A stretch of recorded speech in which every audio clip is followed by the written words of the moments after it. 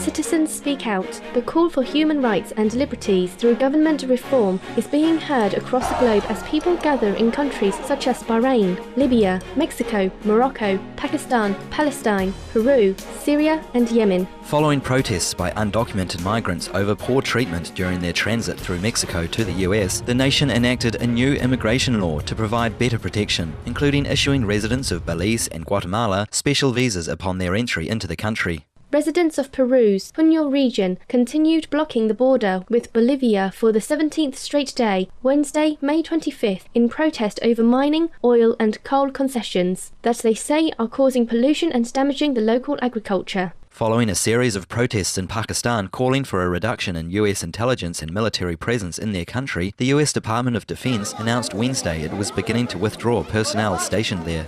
With security conditions deteriorating, the US has ordered non-essential diplomats and all US citizens to leave Yemen as several days of clashes continued. Tribesmen loyal to the revolutionaries seized the Yemeni state news agency on Wednesday.